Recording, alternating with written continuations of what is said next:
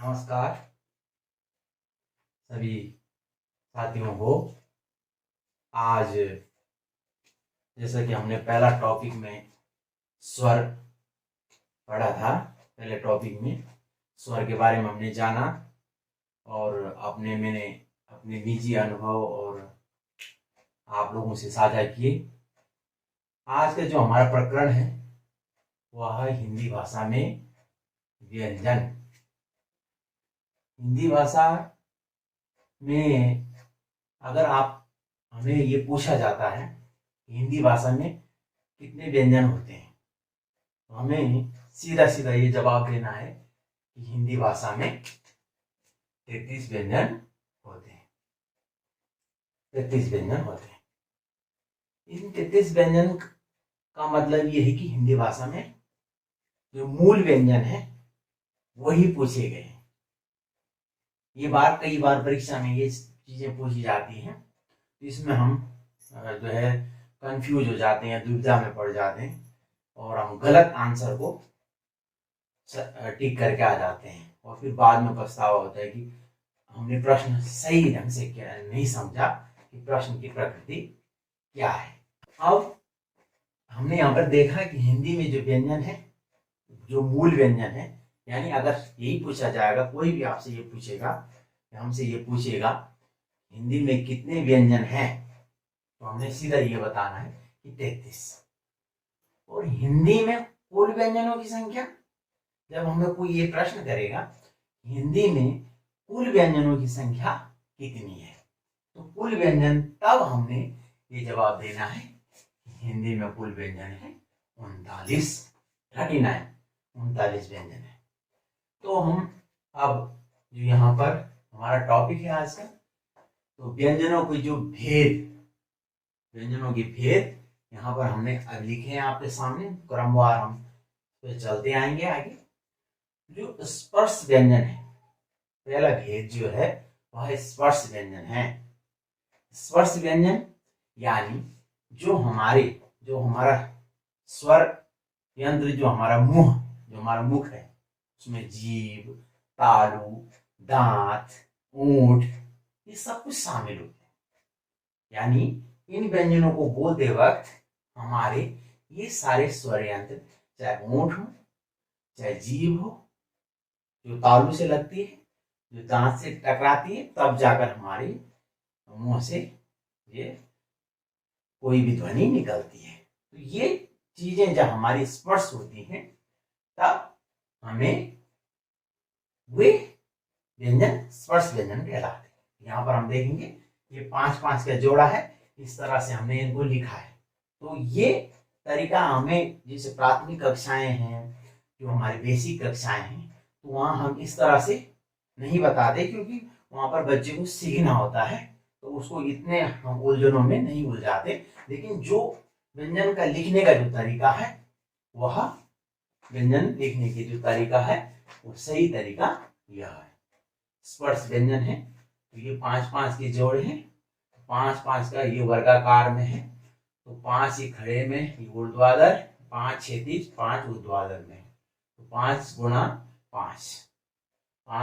5 ये है 25। तो कितने स्पर्श व्यंजन हो गए हमारे? 25 स्पर्श व्यंजन। तो यहीं पर हमने आगे एक प्रकार, कई बार पूछा जाता है कि पंचमाक्षर क्या है, अनुनासिक व्यंजन किसे कहते हैं, तो पंचम धन अक्षर बराबर पंचमाक्षर, यानी जो पांचवा अक्षर है। तो यहां से गिनेंगे हम 1 2 3 4 और 5, पांचवा अक्षर ये है 1 2 3 4 5। इसी तरह से ये पांचों के जो 5 गुणा 5 के जो सेट बना है, इसमें जो ये पांचवें अक्षर है, ये देखिए आप, ये 5 अक्षर पंचमाक्षर कहलाते हैं, यानी पांचवा अक्षर। च ट त प, क इस ग्रुप को बोलते हैं क च ट त प। ये जो ग्रुप है क च, जो समूह है व्यंजनों का क च ट त प, ये स्पर्श व्यंजनों का जो समूह है 5 गुना 5 का, इसका जो पांचवा अक्षर है वह क्या कहलाता है? पंचमाक्षर कहलाता है। जो पंचमाक्षर है ये ग हो गया ग, ये य हो गया य, और ये ण हो गया, और ये न हो गया, और ये म हो गया। तो आप लोग इसका दूसरा नाम इसको अनुनासिक व्यंजन भी कहते हैं। तो अनुनासिक व्यंजन किसे कहते हैं? ऐसे व्यंजन जिनका उच्चारण करने में हमें नाक और मुख दोनों का हम प्रयोग करते हैं। नाक और मुंह दोनों का जब हम प्रयोग करते हैं इनका उच्चारण करने में, इनको अनुनासिक व्यंजन कहते हैं। जैसे ग, अब आप देखेंगे नाक का प्रयोग भी हो रहा है, मुंह का प्रयोग भी। य, अण, न और म, तो नाक और मुंह दोनों से ये ध्वनि निकल रही, इनको अनुनासिक व्यंजन भी कहते हैं, और ये इसे पंचमाक्षर भी कहते हैं। तो हम आप जान चुके हैं कि पंचमाक्षर किसे कहते हैं और अनुनासिक व्यंजन किसे कहते हैं। देखिएगा 5 गुना 5 का ये सेट हमने देखा, 25 हमारे स्पर्श व्यंजन हो गए। ये भी स्पर्श व्यंजन कहलाते हैं। ग, य, अण, न, म, ये भी स्पर्श व्यंजन है। ध्यान देने वाली बात ये है, लेकिन ये अनुनासिक व्यंजन है। अनुनासिक व्यंजन, इसके बारे में आगे कोई प्रसंग होगा तो उसमें चर्चा हम इस पर करेंगे। इसके बाद जो अगला हमारा व्यंजन का प्रकार है वो है अंतस्थ व्यंजन। य, र, ल, व। ये अंतस्थ क्यों कहते हैं? भीतर से जो हमारी ये भीतर से हमें उच्चारित हो रहे हैं। देखिए हमारे भीतर से उच्चारित हो रहे हैं, अंतस्थ कहते हैं अंदर से, भीतर से। य, र, ल, व, ये हमारे क्या है? 4 अंतस्थ व्यंजन ये हो गए, 4 अंतस्थ व्यंजन हो गए। इसके बाद अगला जो हमारे व्यंजन है वह है ऊष्म व्यंजन। ऊष्म व्यंजन, ऊष्म व्यंजन ये है तालव्य स, मूर्धन्य स और दंत्य स और ह। यहाँ पर हम देखेंगे, इसीलिए हमने यहाँ पर लिखा है कि अधिकांश, मैंने अभी तक देखा जब हम बचपन में हम भी पढ़ते थे, हमारे समय में भी इनका जो है ये जो 3 सौ है इनका नाम गलत अभी भी प्रचलन में है।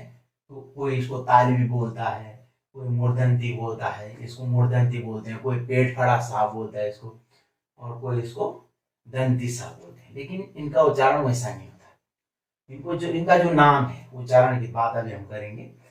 ये तालव्य स है, ये मूर्धन्य है और ये दंत्य है।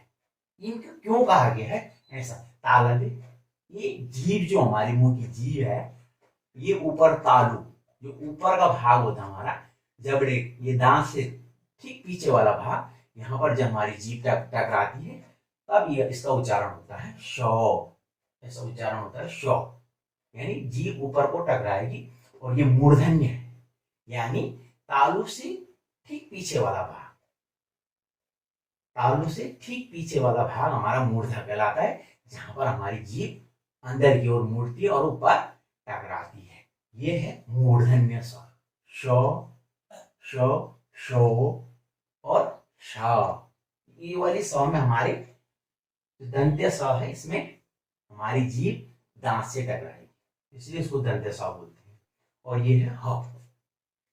ये ऊष्म व्यंजन है। ये देखिए आप, इनको उच्चारित करते समय हमारे मुख से इस तरह से ध्वनि निकलती है, यानी ज्यादा हमारी ऊर्जा इसमें खर्च होती है। ये ऊष्म व्यंजन है। तो ये ऊष्म व्यंजन है 4 ये ऊष्म व्यंजन हो गए। अब 25 और 4 ये हो गए 29 और 4 33 हो गए। और अब हमारे अगले व्यंजन जो है वह है संयुक्त व्यंजन। संयुक्त व्यंजन वो होते हैं जैसे हमने कल बोला था, संयुक्त स्वर की जब बात आई थी कि 2 असमान स्वर मिलकर के जो है हमारा क्या बनते हैं, संयुक्त स्वर बनते हैं। वैसे ही यहाँ पर 2 से अधिक वर्ण जब मिलते हैं और उनसे मिलकर के जो व्यंजन बनता है उसे संयुक्त व्यंजन कहते हैं। देखिए ये क है और ये वैसे इसके साथ का उच्चारण नहीं होगा क्योंकि इस पर हालचिल लगा हुआ है। को श कोश, ये है कश, ये तो र त्र, इसका उच्चारण होगा त्र, और ये है स र स्र। देखिए क्या तालव्य स र स्र, और ये है ज्य ज्य ज य ज्य। इसको अधिकांश लोग ज्ञ बोलते हैं। जैसे बहुत सारे शब्द हमारे बीच प्रचलन में है, जैसे कई लोग बोलते हैं विज्ञान बोलते हैं, कई लोग वैज्ञानिक बोलते हैं। तो ये इसका उच्चारण हम गलत करते हैं अधिकांश, क्योंकि ज्ञ होता है इसका उच्चारण। क्योंकि हमें इसकी व्युत्पत्ति जरूर समझे। आप लोगों को क्वेश्चन होगा नहीं साहब हमने तो यही पढ़ा है और यही सुनते आ रहे हैं, हम समाचार में भी यही सुनते हैं और प्रचलन में भी यही है। तो जो चीज बहुत समय से प्रचलन में हो और अचानक हम उसके बारे में कहने लगे तो उसकी स्वीकारोक्ति उतनी जल्दी नहीं होती। खैर हमें विवाद में नहीं पढ़ना, लेकिन जो सही बात है हम इसकी व्युत्पत्ति में जाएंगे। इसकी व्युत्पत्ति कैसी हुई है, जैसे व्युत्पत्ति होगी उसी तरह उसका उच्चारण होगा। ये ज्य ज्य, इसका उच्चारण होगा ज्य य ज्य। विज्ञान वैज्ञानिक, इस तरह से हम उच्चारण करेंगे। विज्ञान वैज्ञानिक। ये हो गए हमारे 4 संयुक्त व्यंजन। ये हो गए, ये हो गए हमारे अभी तक 37 हो गए। 25 और 4 29 और 4 33 और 4 37। और 2 है हमारे उत्क्षिप्त व्यंजन। उत्क्षिप्त व्यंजन, ये व्यंजन नाम से आप देखेंगे उत्क्षिप्त। उत का मतलब ऊपर की ओर, क्षिप्त फेंके हुए। आई बात समझ?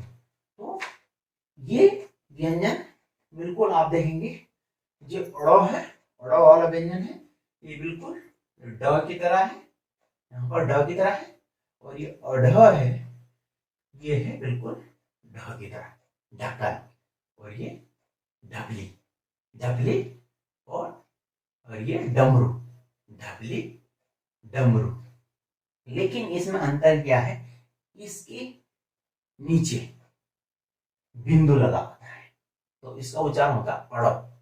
इसका उच्चारण क्या होगा, अड़। तो जो पहला वाला उत्क्षिप्त व्यंजन है उसका उच्चारण होगा अड़ और दूसरे का अढ़। तो ये इनकी उत्क्षिप्त व्यंजन कहाँ प्रयुक्त होते हैं, इनसे न तो कोई शब्द की शुरुआत होती है और न ही ये शब्द के अंत में प्रयुक्त होते हैं। यानी अगर कोई भी शब्द जिस शब्द में ये प्रयुक्त होंगे तो ये मध्य में या तीसरा अक्षर या दूसरा अक्षर किसी शब्द का ये होगा। जैसे मैंने यहाँ पर लिखा कड़वा और यहाँ पर लिखा गढ़वाल।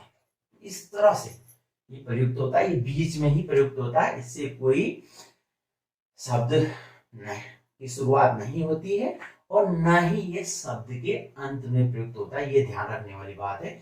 उत्क्षिप्त व्यंजन ये शब्द के बीच में या दूसरा या तीसरा अक्षर जो शब्द का होगा उसमें प्रयुक्त होगा। जैसे इसमें दूसरे अक्षर में है, कई ये तीसरे अक्षर में भी हो सकता है प्रयुक्त। तो ये उत्क्षिप्त व्यंजन है।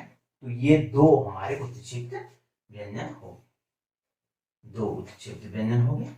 अब हम देखेंगे 25, 4 29, 4 33, 4 37 और 2 39। तो ये हो गया हमारा 39 व्यंजन जो अभी हमने बात करी थी। अभी ये हम ठीक पहले उतर गए हैं। तो अब हम यहाँ पर दोनों चीजें देखेंगे। जो मैं मूल व्यंजन की बात कर रहा था, मूल व्यंजन हमारे 33 होते हैं। वो 33 व्यंजन कौन कौन से हैं मैं ये बता देता हूँ। ये 25 व्यंजन तो ये है 25, और ये हो गए 4 29 और 4 33। तो ये मूल व्यंजन हमारे यही है। स्पर्श व्यंजन, अंतस व्यंजन और उष्म व्यंजन। स्पर्श व्यंजन 25, अंतस व्यंजन 4 और 4 उष्म व्यंजन। ये मूल व्यंजन है हिंदी में। बाकी जो ये 4 और ये 6 व्यंजन जो है, ये 33 व्यंजन मूल है और 6 व्यंजन जो है ये क्या है, संयुक्त व्यंजन और उत्क्षिप्त व्यंजन। 4 संयुक्त व्यंजन है, 2 उत्क्षिप्त व्यंजन। तो 33 और 6 ये 39, तो कुल 39 व्यंजन हो गए। तो ये आज का हमारा ये टॉपिक था, और इससे संबंधी अगर कोई क्वेरी होगी तो आप कमेंट बॉक्स में हमको लिखकर बताएंगे। और हमें इसके जो व्यंजन है, शुरुआत में इसकी परिभाषा इसलिए नहीं बताई कि परिभाषाओं में हम ना ज़्यादा उलझना भी मैं उचित नहीं समझता हूँ। तो कल जैसे हमने स्वर की परिभाषा आपको बताई कि बिल्कुल हम अनिर्बाध गति से स्वर हमारे मुख से निकलते हैं, और जो व्यंजन है ये व्यंजन जो है स्वरों की सहायता से बोले जाते हैं। बिना स्वर की सहायता से हम कोई भी व्यंजन उच्चारित नहीं कर सकते। चाहे 39 के 39 व्यंजन है, तो इनको उच्चारित करने में हमें जिस स्वर की आवश्यकता होती है वह है हमारा अ। ये है अ स्वर। तो अ स्वर हर किसी स्वर के साथ जुड़ता है। तो ये जैसे क अ, क, इसके अंत में उच्चारित होगा ख, ग, घ, घ। चाहे आप इस ज्यां तक उच्चारित करो, इसको कहने, इसका उच्चारण करने में हमें जो है अ स्वर की आवश्यकता होती है। तो व्यंजन जो है हमारे, जो व्यंजन है, तो व्यंजन की परिभाषा यही है, ये स्वतंत्र रूप से उच्चारित नहीं हो सकते हैं, ये जो है स्वरों की सहायता से उच्चारित होते हैं। इसका जो मूल स्वरूप होता है व्यंजन का वो ये होता है। अब आप देखिएगा, अब हम इससे स्वर हटा देंगे, माना मैं ये क ही ले रहा हूँ, ये अगर क से हम स्वर हटा देते हैं, अ हटा देते हैं, ये इसका उच्चारण संभव है ही नहीं, यानी अ तो हमको बोलना ही नहीं पड़ेगा। जैसे हम बहुत सारे शब्द उच्चारित, जैसे तरक्की, तरक्की आदकार है, तो उसको वहां पर हमें अपनी जुबान रोकनी पड़ती है और पूरा मुंह नहीं खोलना पड़ता है। बहुत सारे ऐसे जो, जैसे उत्तर, उत्तर, देखिए जीभ जो है हमारे दांत पर अटक जा रही, पूरा मुंह नहीं खुल रहा, उत्तर, उत्तर, बीच वाला आध जो तो है वहां पर मुंह नहीं खोला, तो वो हल वाला हो गया है। तो हल वाला मूल जो व्यंजन की वास्तविक स्थिति है वो ये होती है, हल वाली स्थिति। तो जब इसके साथ अ स्वर जुड़ता है तभी हम इसको उच्चारित कर पाते हैं, अन्यथा हम इसको उच्चारित नहीं कर सकते। ये व्यंजन जो है ये स्वरों की सहायता से उच्चारित होते हैं। तो एक बार पुनः हमें जो इससे प्रश्न बनेंगे वो यही बनेंगे, हिंदी में कितने व्यंजन हैं, तो हमारा सीधा सीधा उत्तर होगा 33। हिंदी में कुल कितने व्यंजन हैं, तो 39। कोई पूछेगा पंचमाक्षर कितने हैं, तो 5 है। ये पंचमाक्षर कितने हैं, 5। अब आप देखेंगे ये 1 2 3 4 5, तो पंचमाक्षर 5 है। और स्पर्श व्यंजनों की संख्या 25। इसका ग्रुप है क च त ट त प, क च ट त प। अंतस व्यंजन कितने हैं, 4। कौन कौन से, य र ल व। इस तरह से इंटरव्यू साक्षात्कार में भी पूछा जा सकता है। अभी जो हमारे लोक सेवा आयोग से में ये बहुत सारी परीक्षाएं होती हैं, उनमें ये पूछा जाता है, और राज्य चयन आयोग की परीक्षाओं में भी ये सवाल पूछे जाते हैं कि इन विकल्प आएगा कि इनमें से अंतस व्यंजन कौन नहीं है। हमको पता है कि य र ल व, अगर उसको बीच में ह दे देगा तो ह नहीं होगा। उसमें व्यंजन स स ह, श श श श श। देखिए इनका उच्चारण स श श श श, दंत्य स। और ये है हमारा संयुक्त व्यंजन श तर सर ज्यों, और 2 उत्क्षिप्त व्यंजन है, ये अड़ अढ़। तो आज के लिए इतना ही, और आपको हमारा वीडियो पसंद आया और आपको अगर कुछ और आप मुझसे अपनी बात साझा करना चाहते हो आप कमेंट बॉक्स में लिखकर हमको बताएं, और ज़्यादा से ज़्यादा लोगों तक ये वीडियो शेयर करें। आप सबका बहुत बहुत धन्यवाद। जय हिंद।